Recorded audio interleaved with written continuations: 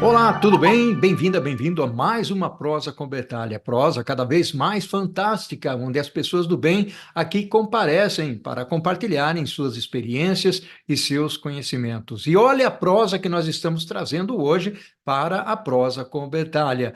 Desafios do transporte no Brasil para 2024 e 2025. Perspectivas em carga e passageiros. O transporte no Brasil enfrenta desafios significativos em 2024 e 2025, com perspectivas distintas para carga e passageiros. No setor de carga, a infraestrutura precária, altos custos logísticos e burocracia são obstáculos críticos. A modernização das rodovias, ferrovias e portos é fundamental para a competitividade do país no mercado global. Além disso, a logística sustentável ganha relevância com a necessidade de reduzir emissões e adotar práticas ecoamigáveis. No transporte de passageiros, a mobilidade urbana é um grande desafio, com congestionamentos e sistemas de transporte público deficientes. Soluções como o transporte público de alta capacidade e a promoção da mobilidade ativa são fundamentais. A integração de modos de transporte e o investimento em tecnologia também são áreas-chave de foco. Em resumo, o Brasil precisa enfrentar esses desafios com investimentos estratégicos e políticas públicas eficazes para melhorar sua infraestrutura de transporte e garantir uma mobilidade mais eficiente e sustentável. Vamos refletir sobre esse tema fascinante e importante aqui na Prosa com Bertalha, onde a educação e os negócios caminham juntos para trazer inspiração à sua jornada. E para fazer essa prosa comigo, eu terei o privilégio de trazer aqui para prosear comigo o meu amigo Rodrigo Vilaça. Olha só que honra, que orgulho trazer aqui para a Prosa com Bertalha o meu amigo Rodrigo Vilaça. Rodrigo, meu caro, seja bem-vindo à Prosa com Bertalha. Obrigado, Paulo. Um prazer retornar ao seu programa e à discussão de um assunto sempre complexo, né? Complexo e interessante, né, Rodrigo? E nada mais, nada menos do que falar com alguém que entende do assunto, conhece o assunto, estuda e participa de eventos. Você pode falar um pouquinho de alguns eventos importantes que você tem participado. Mas antes disso, quem é o Rodrigo Vilaça? Um pernambucano, de 59 anos de idade, radicado aqui pelo Sudeste e Centro-Oeste brasileiro, com bastante experiência e vivência no segmento de transportes. O sistema de transporte me encanta desde pequeno, lastreado em três grandes áreas de minha especialização, que é a construção, o sistema de agronegócios e o mais forte que atuei na vida, o petroquímico. São nessas três áreas em que eu me apaixonei pela logística, me apaixonei pelos modos, pelo sistema de transporte e que me leva a essa alegria de discutir esse tema sempre. Que bacana, sensacional, Rodrigo. Tenho certeza que nós vamos ter aqui uma prosa fantástica. Já vamos convidar o pessoal, Rodrigo, para curtir, se inscrever e acionar aí o sininho de notificação na prosa Convertalha e ajude também a gente a compartilhar a prosa que tem levado conhecimento aí a todos os rincões do Brasil e também fora do Brasil, principalmente o pessoal de língua portuguesa. Rodrigo, contextualiza um pouco esse tema para a gente. É um tema importante, né? Qual a relevância dele? Paulo, a partir do momento que na logística o transporte é o seu principal custo, a sua principal fonte de atenção, eu entendo que essa movimentação de cargas e de pessoas transforma esse tema numa, numa importância bastante significativa para todo o profissional que atua e que necessita ou se utiliza do sistema de transporte. Então, o componente de mão de obra, de armazenagem, de tecnologia, somado principalmente ao custo de transporte, a modalidade que você vai escolher para a sua movimentação, já faz por si só esse ponto significativo. E acrescente-se a isso a um país continental como o nosso, né? Um país grande, de dimensões, e que tem potencialidade de utilização de todos os sistemas, desde dutovia, hidrovia, com restrições, um mar de cabotagem fantástico, o mar de Overseas, o oceano de Overseas, aeroportos, lagoas, enfim, há todo um sistema que faz com que você navegue, voe por trem, por terra, por mar, por ar, de uma maneira muito interessante para combinar fatores e movimentações. Fantástico, Rodrigo. E, Rodrigo, me diz uma coisa, até pelo título aqui, pelo tema que nós estamos trazendo para prosearmos aqui, que é um título fantástico, nós estamos falando de 2024 e 2025. Quais são os principais desafios que nós vamos enfrentar no transporte, tanto de carga quanto de passageiros, nesses anos que nós estamos comentando aí, ou seja, 24 e 25, o Rodrigo? Eu me atenho ultimamente a 3 pontos que entendo serem importantes para esse biênio. A primeira é a recuperação do poder de investimento, a capacidade financeira, tanto pública e naturalmente privada, de injeção de recursos para construção, melhoria, ampliação e projetos até greenfields serem iniciados do ponto de vista econômico. Então, nós precisamos recuperar esses valores de 2%, 3% do que seria o PIB, para que investíssemos no setor de infraestrutura dos sistemas de transporte. O segundo que me incomoda muito ainda é essa insegurança jurídica lastreada pela regulação das formas com que somos e fazemos uso desse sistema de transporte. E o terceiro, que vem dentro desse momento que o mundo todo vive, são os efeitos climáticos que fazem com que o profissional de logística hoje tenha que ficar atento para as consequências dessas mudanças no tempo. E aí serve para carga e serve para passageiro também. E olhando a perspectiva de infraestrutura, é interessante tudo isso que você trouxe aí como elementos fundamentais para considerar como desafios, olhando pela perspectiva do mundo, do mundo global, da globalização, como que a infraestrutura de transporte afeta a competitividade de um país dentro dessa circunstância, Rodrigo?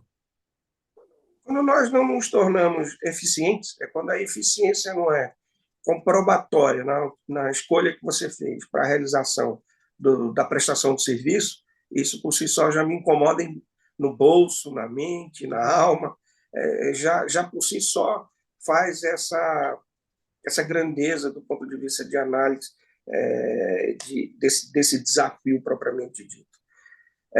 Na medida que também não nos atualizamos tecnologicamente, não nos precavemos das mudanças ou dos benefícios que a engenharia e que toda novidade tem existente possa ser aplicada no país, incomoda também. E a partir do momento que a infraestrutura, quer dizer, todo o sistema aeroportuário, o sistema ferroviário, rodovias, embalagens, armazenagens, segurança, roubo de carga, efeitos outros fazem esse componente, faz com que tenhamos todos essa preocupação nesse tripé que eu estabeleci. E temos muitos outros problemas, mas esse é o tripé que hoje eu foco para 24 e para 25. Bacana, legal. E você tem participado, inclusive, de alguns eventos, tocando esse lado da infraestrutura. O LIDE foi um deles, por exemplo, recentemente que você participou. E aí me vem a seguinte pergunta, que eu tenho certeza que, dentro da perspectiva de eventos dessa natureza, essa pergunta, ela, de certa forma, surge, né? Se não surge da forma como eu vou fazê-la, logicamente ela pode surgir de alguma maneira relacionada, como são as perspectivas, já que nós estamos num mundo extremamente tecnológico, Rodrigo? Quais são as perspectivas para a modernização das rodovias, ferrovias e portos no Brasil, para que a gente, relacionando com a pergunta anterior, para que a gente fique realmente mais competitivo? Qual a sua visão sobre isso? Quando nós estamos num novo ciclo, inclusive, naturalmente, governamental. Né? Então, a partir do momento em que se estabelece uma retomada de investimentos, um planejamento em pontos priorizados para que cada segmento ou modo de transporte seja revitalizado, eu prefiro usar essa palavra, temos aí um ponto de partida para que esses efeitos sejam minimizados. Então, você até citou o evento do LID, que bate de encontro a essa realidade. Recentemente, o governo renovou o reporto. O reporto serve como um incentivo tributário na compra, na aquisição de equipamentos e de serviços relacionados ao sistema portuário e até mesmo do ferroviário. Então, isso faz com que o investidor possa abater imposto de importação, imposto IPI, PINS, COFINS, que ajudam na diminuição desse custo total da recuperação ou da modernização das suas áreas portuárias, como guinchos, como guindastros, como plataformas ou como reconstrução de vias ferroviárias, na compra e aquisição de equipamentos e máquinas, peças, e até mesmo de treinamento de pessoas, o que também faz parte desse conceito de preocupação que temos que ter seres humanos praticando, seja lá através de um drone, seja através de um computador, dentro de um avião, num metrô, num ônibus, quem opera de fato esse sistema todo, toda essa questão. E aí você combina isso com eficiência, com tecnologia, com segurança, essa modelagem para que esses desafios sejam superados e que você consiga a eficiência prometida, até superando a expectativa dos nossos clientes, né, e ou usuários, para que essa satisfação se torne expansiva, que ela se torne visivelmente observada por quem faz parte dessa cadeia como um todo. Né? Eu vejo que a nossa competitividade vai além fronteiras, por terra, por ar e por mar, e lembro que hoje vivemos os efeitos globais de maneira muito preocupante. Né? Recentemente tivemos ali no Mediterrâneo um navio que atravessou o canal por causa de vento e areia e ficou parado. Então, todo o sistema gerou uma complexidade na cadeia de contêineres do mundo inteiro. Né? Mais recentemente, faltou água no canal do Panamá, a coisa complicou do outro lado do mundo. Né? Você tem os efeitos de tempestades ali no Mar do Norte, na Europa, que faz um caminho que até recuperou uma rota original, porque não tem mais gelo, né? Não temos mais. A rota abriu novamente num período do ano. E mais recentemente essa guerra no Mar Vermelho, que provoca uma movimentação alongada ali pela África, pela costa da África, né? O Cabo da Boa Esperança lá, onde o caminho para a China, Europa, China, acrescenta-se mais 10 dias, mais US$ 14.000 por dia no navio. Então, veja que, além disso, nós que estamos aqui na parte nossa do hemisfério sul, temos uma conexão com a China muito grande, que é o principal comércio com o qual o país, com o Brasil, mantém, em especial em commodities agrícolas e o minério. Mas, Bertaglia, eu fiquei espantado porque o nosso comércio com a China, a nossa produção de commodities agrícolas bateu quase 75% para eles, para os chineses. Sabe, nós estamos falando de uma produção, sei lá, de 100 milhões ali na soja e no milho, né? E que 75 milhões disso foi para a China. Olha só como é. E se leva 30, 35 dias, 40 dias para chegar com os produtos lá. E de lá, esses navios, não esses específicos, têm um comércio de bens de consumo. É algo que baliza, eu diria, como você sair do Rio Grande do Sul e ir para Manaus, né? Ou você sair do Rio Grande do Sul e ir para Fortaleza. Você vai de cabotagem, com o arroz, com o trigo, ou para levar para o Nordeste brasileiro, ou você vai com bens de consumo, ou vai de carreta para lá. Trem não tem. Né? Então, ou é a carreta, ou é por cabotagem. Aí você teve o efeito na Amazônia. Os rios ficaram secos, então nós ficamos 2 meses e meio com pouca movimentação nos portos de Manaus e cria um problema incomum, né, para nós, diferentemente, por exemplo, nos Estados Unidos, no meio oeste americano, que durante o período frio os rios estão congelados, não há movimentação hidroviária, né? Outra questão. Mas nós temos 2 safras agrícolas por ano, né? Ele só tem uma. E o tempo é diferente. Olha como isso vai gerando uma complexidade e pontos de atenção não antes imaginados pelos profissionais de logística e de transporte. Isso eu não vou nem falar das coisas mais de centros, grandes centros, como trânsito, chuvas, assaltos, roubos, né? Enfim, é um conjunto de fatores que faz nós nos mexermos na mesa o tempo inteiro, né? Estarmos atentos a essas questões. Aí você vai longe. Então, eu falei aqui de soja, pode ser bem de consumo, pode ser trazer televisores de Manaus para o Centro-Sul, pode ser commodities agrícolas, o próprio minério, né? Você tirar das minas, levar aos portos, a capacitação de pessoas, tecnologias, equipamentos.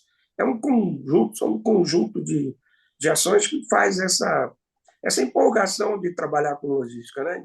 De nós termos sempre algo diferente ao longo do nosso dia a dia, do dia nosso de trabalho. E aí eu retorno à questão do reporto, porque se estende isso até 2028, isso foi criado lá em 2004, e surtiu um efeito, porque são quase 2 bilhões por ano de não arrecadação, mas com um efeito nessa cadeia que eu citei agora, por exemplo, de commodities, de exportação, de melhorias, de diminuição de tempo de atracação de navio, de movimentação de contêineres, por exemplo, de navios graneleiros ou de navios de carro, né? Sem contar a tecnologia que também já está vindo embarcada nos navios, que é um ponto que a gente pode tratar um pouco mais na frente, nessa questão ambiental, mas que reflete positivamente numa balança comercial. Então, eu entendo que abrir mão desses recursos para comprovadamente os investimentos serem realizados como muito benéficos, e o governo, nesse ponto, acertou nessa prorrogação, nova prorrogação, porque ficou evidente que os operadores de terminais portuários, ferroviários, têm feito investimentos significativos para trazer essa melhoria nesses vários portos brasileiros e também um pouco no sistema ferroviário, que aparece menos, mas que tem, sim, sua contextualização nesse sentido.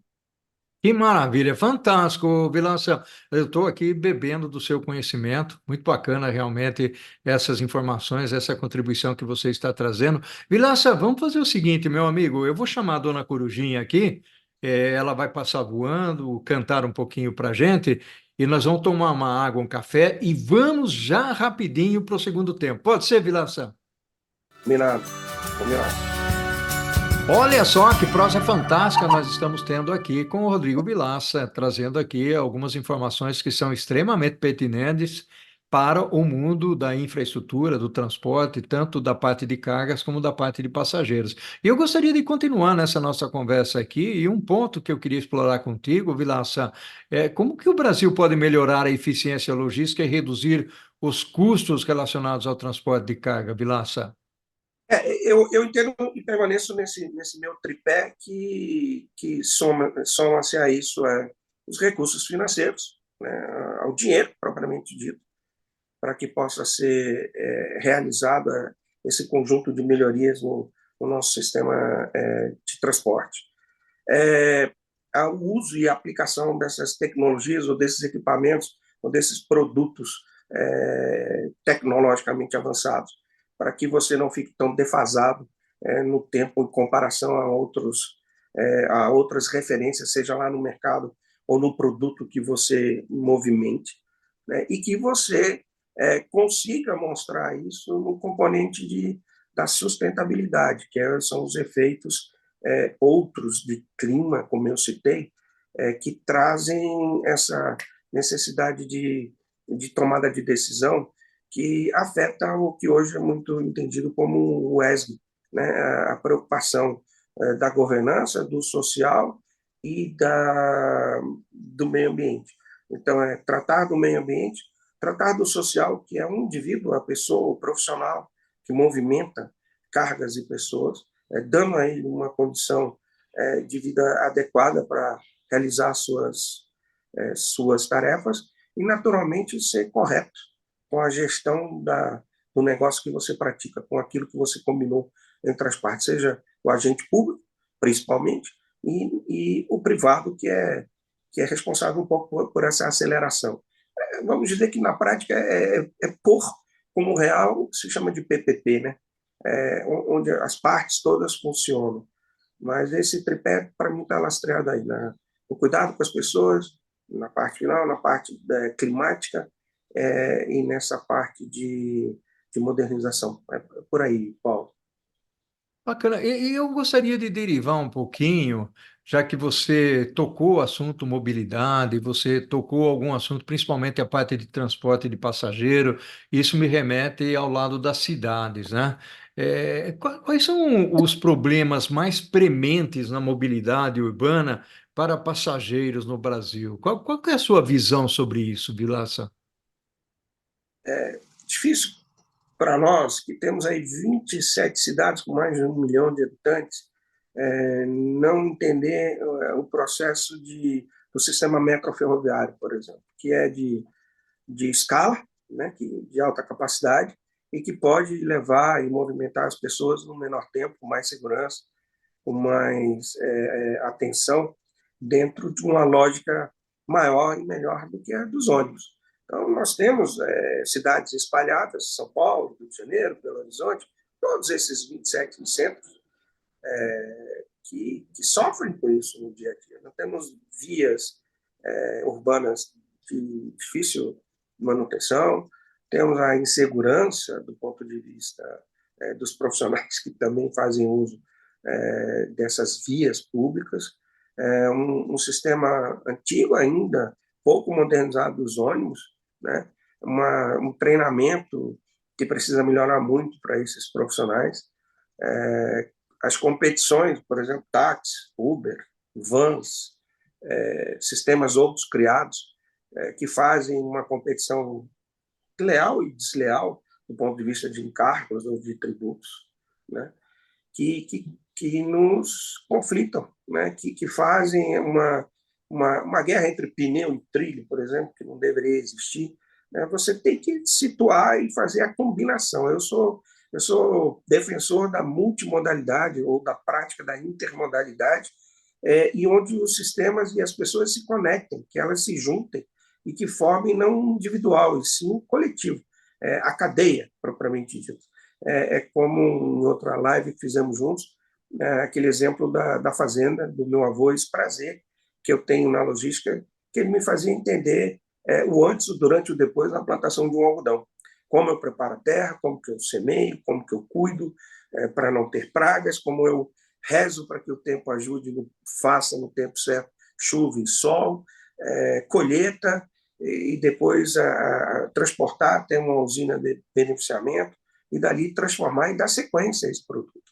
O mesmo é um ser humano se deslocar para trabalhar, por turismo, por lazer, por qualquer necessidade que ele tenha, de uma maneira prática, como temos referência nos Estados Unidos, na Europa, em alguns países da Ásia hoje em dia, mas que nós ainda não conseguimos realizar. Salvo algumas exceções, você consegue até mesmo ter conexões de aeroporto com o sistema de metrô, né? com vias de acesso rápido de sair e entrar. Então, é o planejamento, a parte estratégica que complica nas nossas vias no dia a dia.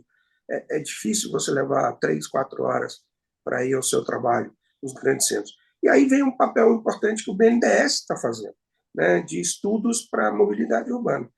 O governo atentou para essa questão em benefício do trabalhador brasileiro, né, do cidadão brasileiro, para que esses planejamentos de mobilidade possam ser, esses projetos e essas práticas possam ter recursos públicos e que empresas capacitadas brasileiras ou internacionais possam vir a executar, como nós estamos vendo aqui em São Paulo, a Acciona, uma empresa espanhola, o Grupo CCR do Brasil. Você vai ter a licitação, uma data até emblemática, né? 29 de fevereiro, estamos no ano bissexto, o primeiro trem intercidades do Brasil, o primeiro que eu digo depois de tanto tempo, né? Que é entre São Paulo e Campinas. Você teve recentemente em Belo Horizonte a concessão do trem de BH para a iniciativa privada, empresários esses até que cuidam do VLT da Baixada Santista, né, que são empresários de ônibus. Então, assim, aí eu vejo essa sinergia. Né? Assim como temos empresários de ônibus donos de companhia aérea, que é o caso da Gol. Então, essa combinação, o setor, e aí eu vejo um papel muito importante da Confederação Nacional do Transporte, o sistema de transporte, trabalhando muito forte na capacitação, né, do trabalhador do transporte, capacitação essa local e internacional. Né? Você tem o sistema de formação de técnicos, que é o nosso SESC-Senat, que vem realizando no Brasil, em suas unidades, não só cuidando da saúde, mas capacitando para ônibus, táxi, caminhão, carreta, avião, trem, é muito significativo isso.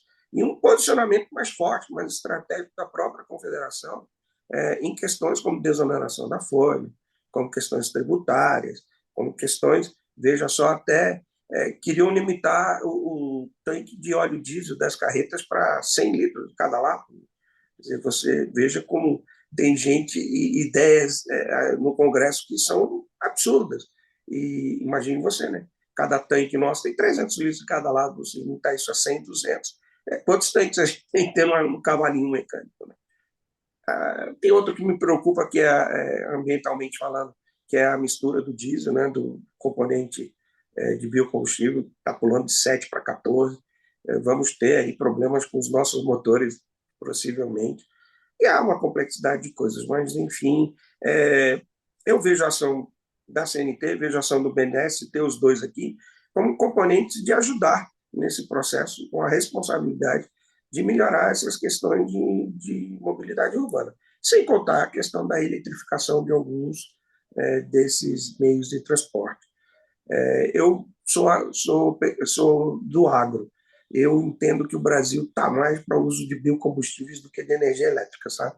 Eu tenho, como um país grande como o nosso, com a riqueza que a gente tem na nossa matriz de transporte, matriz energética, fazer mais uso do biocombustível do que de energia. Essa é a minha opinião pessoal. Que bacana, fantástico. Você fez uma leitura aí, inclusive cobrindo alguns pontos de mobilidade, de uso de eletrificação, de biocombustível. Você permeou vários itens aí que são extremamente importantes. Eu queria aqui, nós estamos finalizando, é uma prosa. Oi, oi, Vilas. Mas tem uma coisa que às vezes a gente é tratado como doido, né? Porque o cara de logística tem que pensar tanto e às vezes rápido demais, ou parece concatenar não as ideias, mas o fato é que a nossa cabeça, os profissionais sabem o que eu estou dizendo, é como parar e, opa, agir rápido, é como se fosse um tabuleiro de xadrez e você tem que imaginar rápido essa mudança. Mas o que eu quero dizer é que estamos todos conectados, estamos todos dentro de uma linha sequencial, isso em vários segmentos, mas o nosso não é diferente. Então, se você já tem por natureza uma cadeia de supply chain, de suprimentos, de logística, de entrega final, você tem que ter ela toda montada no seu imaginário. E se você só considerar partes, não vai dar certo. Então tem que ser uma combinação de atores, de fatores que vão permear o sucesso da tua empreitada, ou do teu negócio, ou do teu serviço. Então, a minha cabeça está muito assim. Se eu não entender que o meu funcionário, o meu trabalhador do sistema de transporte não chegar bem na minha indústria, no meu comércio, na minha fazenda, isso vai ser um fator de complicação. O japonês pensa muito assim, né? A cultura japonesa tem muito dessa linha. Se nós não pensarmos nessa linha, como que eu vou poder ter um motorista de um ônibus ou de uma carreta encarar 1.000 quilômetros de estradas com deficiência, difíceis, aeroportos congestionados, quedas de sistemas de energia, metrôs, assaltos, enfim. Tudo bem, aqui é uma coisa um pouco ampla demais, Mas eu tenho que ter essa preocupação. Isso tem que estar combinado entre os responsáveis políticos, públicos, gestores públicos, junto com a iniciativa privada. E aí eu não deixo de lado também o Poder Judiciário, né? O poder que determina regras, não só trabalhistas, que é um caso complicado no nosso país, né? De uma carga tributária trabalhista muito elevada, que nos limita a criar vários outros. Nos limita, não, que nos leva a criar várias alternativas, e às vezes isso não acaba bem. Maravilha, meu amigo. Ô, Vilácia, nós estamos chegando ao final da nossa prosa aqui. Eu gostaria que você deixasse uma mensagem, uma mensagem positiva, vamos dizer assim. O que que você está enxergando no final do túnel? É uma mensagem curta, logicamente, mas positiva. Acreditemos no nosso país, principalmente nessa parte de infraestrutura logística. O que você está enxergando, já que você está próximo aí do setor público, e trabalhando com eles, compartilhando o seu conhecimento com eles? Paulo, eu sou um otimista, né? E quando eu vejo uma plantação de algodão, ou de soja, ou de milho, ou mesmo um bem de consumo chegando na minha casa, numa embalagem pequenininha, vindo lá do outro lado do mundo, para ficar em dois pontos, eu me animo muito, né?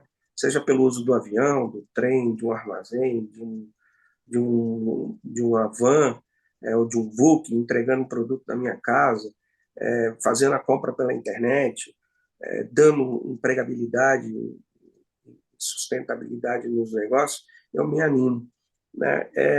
Eu entendo que as cobranças, você falou aí do campo político, dos gestores, do executivo, e um entendimento aqui, registro do jurídico também, de que nós temos a cobrança muito mais forte.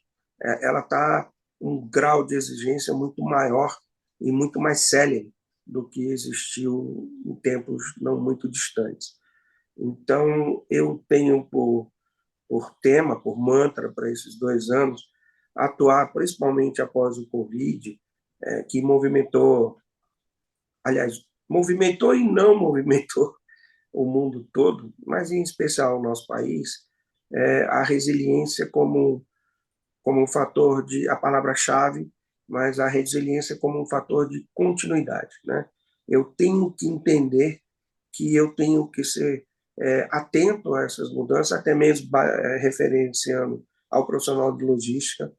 Eu tenho que ter e fazer uso dessa resiliência espiritual, pessoal, mental, física, porque nós precisamos estar bem para dar sequência nas nossas atividades, sejam elas quais forem. Então, a resiliência com continuidade é meu mantra e é meu foco de atenção para que possamos cobrar e, ao mesmo tempo, agir com propriedade, com segurança, com ética, com correção, dentro do modelo hoje entendido do ESG, para que nós tenhamos o efeito dessa eficiência comprovada, comprobatória, do resultado que a gente trabalha, daquilo que a gente estudou para fazer e proporcionar um efeito de satisfação maior do que o nosso cliente desejaria do ponto de vista de sorriso, né?